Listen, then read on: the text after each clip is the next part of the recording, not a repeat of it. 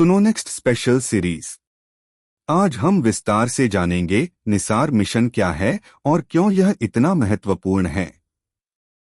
नमस्कार दोस्तों, स्वागत है आपका सुनो नेक्स्ट के इस विशेष एपिसोड में, जहां हम बात करेंगे एक ऐसे मिशन की जो न केवल भारत के लिए बल्कि पूरी दुनिया के लिए गेम चेंजर साबित हो सकता है। हम बात कर रहे हैं निसार मिशन की। अब जरा सोचिए, क्या हो अगर एक सैटेलाइट हमें पहले ही बता दे कि कोई जमीन खिसक रही है, कोई ग्लेशियर पिघल रहा है या किसी इलाके में बाढ़ का खतरा है। जी हां, निसार यही करने वाला है। क्या है निसार? निसार का पूरा नाम है NASA ISRO synthetic aperture radar. यह पहला ऐसा मिशन है जिसमें अमेरिका की नासा और भारत की इसरो मिलकर काम कर रहे हैं, और वह भी बराबर की हिस्सेदारी के साथ। यह एक अत्याधुनिक अर्थ ऑब्जर्वेशन सैटेलाइट है जो धरती की सतह पर होने वाले हर छोटे बड़े बदलाव पर नजर रखेगा। क्यों है यह इतना खास? निसार दुनिया का पहला ड्यूल बैंड सैटेलाइट है जिसमें दो प्रकार के रडार होंगे। एक एल बैंड रडार जो गहराई तक जाकर जमीन की हलचल पकड़ सकेगा। दो एस बैंड रडार जो सतह के बदलावों को बेहद सटीकता से मापेगा। इसका मतलब है कि निसार धरती का एमआरआई स्कैन करेगा। यह हर 12 दिन में पूरे ग्रह की स्कैनिंग करेगा और डेटा भेजेगा ताकि वैज्ञानिक समझ सकें कि धरती पर क्या बदल रहा है। तकनीकी पहलू कैसे करता है निसार काम? चलिए अब जरा टेक्निकल गहराई में जाते हैं। निसार एक सिंथेटिक एपर्चर रडार सर का उपयोग करता है।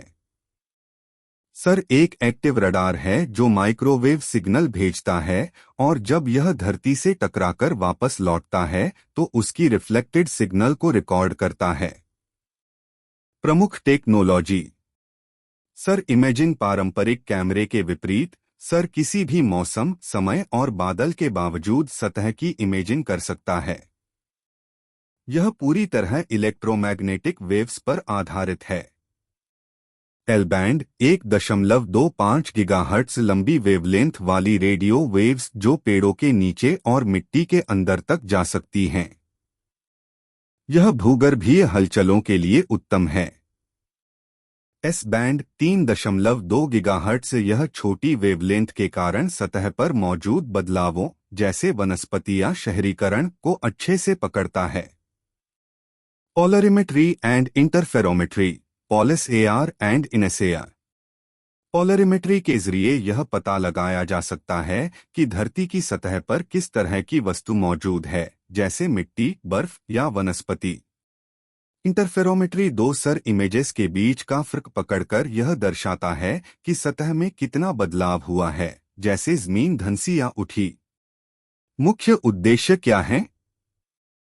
भूकंप से पहले की जमीन की हलचल को पहचानना, ग्लेशियर के पिघलने की दर मापना, समुद्र तटीय क्षरण और जंगलों की कटाई पर निगरानी, फसल की सेहत और उत्पादन का अनुमान लगाना, शहरीकरण की निगरानी करना, भूस्खलन, ज्वालामुखी गतिविधि और तटीय बदलाव पर पूर्व चेतावनी देना। कितना खर्च आया? इस पूरे मिशन की लागत लगभग 10,000 रुपए करोड़ बताई जा रही है। नासा ने L band radar, GPS receivers, high capacity data storage और अमेरिकी ग्राउंड सपोर्ट सिस्टम का विकास किया है। वहीं इसरो ने एस बैंड रडार, स्पेसक्राफ्ट बस, लॉन्च व्हीकल जीएसएलवी और भारत का ग्राउंड सिस्टम तैयार किया है। लॉन्च कब और कहां से होगा? यह सैटेलाइट 2024 से 25 में श्रीहरिकोटा के सतीश धवन स्पेस सेंटर से इसरो के जीएसएलवी रॉकेट के जरिए लॉन्च किया जाएगा। इसका वजन लगभग 2,800 किलोग्राम होगा और यह लो अर्थ ऑर्बिट लियो में तैनात किया जाएगा, जिसकी ऊंचाई लगभग 747 किलोमीटर होगी। डेटा का उपयोग कौन करेगा? इससे प्राप्त होने वाला डेटा न केवल वैज्ञानिक रिसर्च के लिए बल्कि सरकार की आपदा प्रबंधन एजेंसियों, कृषि मंत्रालय, पर्यावरण नियामकों और शहरी योजनाकारों द्वारा भी उपयोग में लाया जाएगा। साथ ही इसे ओपन डेटा पॉलिसी के तहत वैश्विक रिसर्च संस्थानों को भी उपलब्ध कराया जाएगा। भारत के लिए क्यों महत्वपूर्ण है? भारत जैसे विविध भूगोल वाले देश के लिए, जहां हर साल बाढ़, भूकंप, सूखा और जंगलों की कटाई जैसी घटनाएं होती हैं, वहां निसार एक बहुत बड़ा कदम है। इससे भारत भविष्य की नीतियां और योजनाएं वैज्ञानिक आधार पर बना सकेगा। भविष्य की संभावना।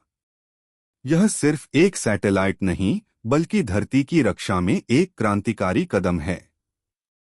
इससे स्पेस टेक आधारित स्टार्टअप्स, जीआईएस डेवलपर्स और रिमोट सेंसिंग स्टूडेंट्स को बहुत बड़ा बूस्ट मिलेगा। निष्कर्ष। निसार न सिर्फ एक तकनीकी चमत्कार है, बल्कि यह मानवता के लिए एक रक्षा कवच जैसा है।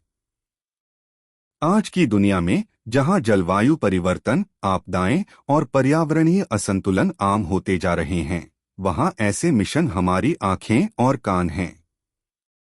तो दोस्तों, अगली बार जब आप आसमान की ओर देखें, तो याद रखिए, ऊपर कहीं निसार हमारी धरती को देख रहा है, हमें सुरक्षित रखने के लिए। सुनो नेक्स्ट जेन जेड की आवाज। फिर मिलेंगे एक और गहरी जानकारी के साथ। तब तक जुड़े रहिए, सवाल पूछते रहिए और सीखते रहिए। जय हिंद।